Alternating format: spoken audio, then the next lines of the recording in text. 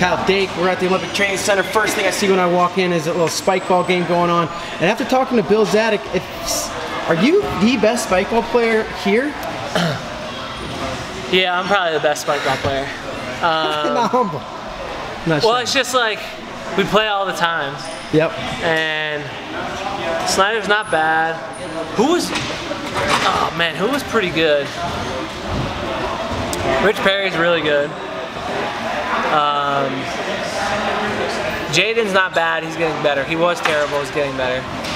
That'll probably be amazing soon. Logan Sieber's just my man. So your teammates. We're always teammates. Okay. Always. Are you guys the best team? Yeah. Did you won today? Yeah. You usually win. Undefeated.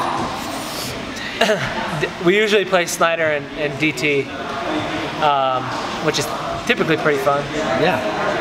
I would say we win 90% of the games. They'll dispute that, but yeah, it's I was gonna say in your head or I think in real life. I think yeah. In real life. Let's talk training. Back in Ithaca, right? Jordan Oliver's down there now. He calls you the White Ape. What's it like wrestling with Jordan? What do you get out of it? What kind of different things do you take from a workout with Jordan, who's kind of unique? You know, wrestling with Jordan's pretty awesome just because he's so fast. And he's very knowledgeable about the sport. He knows a lot of different positions, and some of the things that he sees are different than what I see, which is always a great perspective to have because we both like to dive pretty deep into technical things. But he's been phenomenal for me, for sure. Awesome. Let's talk about the Regan, right? That's the young man's name. Gazi Magomedov? Yeah. Gazi Magomedov. I was gonna say like I didn't want to. I was gonna force it wrong. What'd you take from that match? Yeah. That was a really hard trip for me. I was traveling a lot beforehand. We were here at camp. Camp was really hard. You know, it was kind of like one of those things where you kind of train through it. Yep. And then going over there for my first time was kind of a shell shock a little bit. Negative 45 degrees. You know, walking to the room. Good experience for sure. I had to make a lot of adjustments from that tournament. You know, it's probably a really good thing that I went over there and got that experience because I was able to make a ton of adjustments from those matchups. You know, I wrestled Zacia first round, and you know, I thought I dominated the match, but it was, you know, I ended up being 9-9. Really, you know, really close match. And then my next match, Kurbanov from Uzbekistan, he was good, and I was able to get my gut wrench going, which was good. And then in the finals, I just felt flat. You know, everything seemed like going in slow motion a little bit, which was kind of strange. You know, I hadn't felt that way in a really long time. I think the last time I felt that way was probably my sophomore year in college. You know, I just wasn't moving my feet, straight-legged, trying to force positions instead of wrestle positions, and had to go back and look at the film, and you know, looking at the guy, it looked like me, but it didn't wrestle like me. Was that 2-day tournament? That was 1 day. Okay. So it was weird. Yeah, that was the last one. So we got up real early, went and worked out, weighed in, sat around for a long time. You know, it's just, you know, when you go over there, you got to expect to have things happen like that. It's not like the NCAA tournament where it's like, you're going to wrestle at 10, you're going to wrestle at 4, you're going to wrestle at 10, you're going to wrestle at 7, you're going to wrestle at 10. You know, so it's a little different and takes getting used to, but that's something I need to improve on, as I need to be ready to go even if I don't sleep for the 72 hours before that match. I need to be 10 points better than that guy. Really excited to see you in Budapest. You've had a busy summer, and a busy summer with Flow. You've been on, I don't know how many different times you've been out to see at least 2 different projects, but maybe give the fans a little preview of what you've done and what's coming up. Yeah, so we, ASICS and Flow Sports partnered up, and they did a little Kyle Dake short documentary type of thing, kind of take a sneak peek into the way I operate and the things that I do, which is pretty cool. I think it's probably going to be a 2-part series, 2 or 3-part series, whatever it is. And then another one which I'm pretty excited about is the David Taylor, Kyle Dake, kind of like sit down. You know, there was a lot of things that we brought up from our childhood and, you know, competing in high school and college and even after college and now being teammates and training partners. So it's going to be really fun. I think you guys are really going to enjoy it. You know, we certainly enjoyed talking about things, and you know, there's been a few things where we kind of left unsaid. You know, some of the situations, matches, whatever. You know, how we approach things, and it's like, oh, I never heard that side of the story before because it's just never come up. Nobody's asked that question. So there were questions asked that not very many people asked, you know. And it's different when you answer them in private versus when you answer them when, you know, David's right there or I'm right there.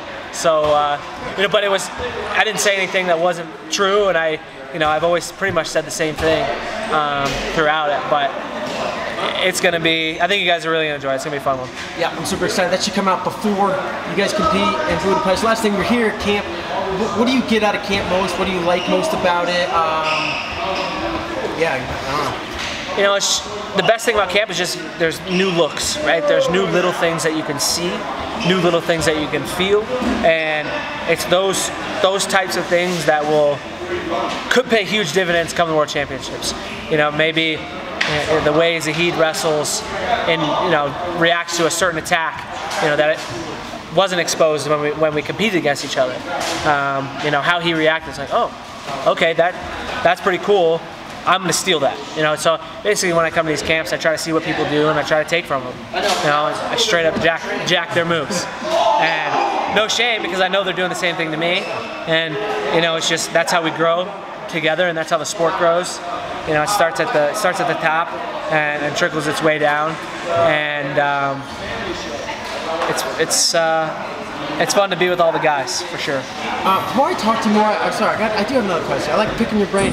We were talking earlier and you said, like, I'm not really a two-a-days kind of guy, right? And there's the work hard versus work smart, and there's the, like, I gotta work as hard as humanly possible, so I'm confident. But, and not that you don't work hard, I know you do, but you're like, I only need one. Yeah. I only need one hard one. Talk about maybe that.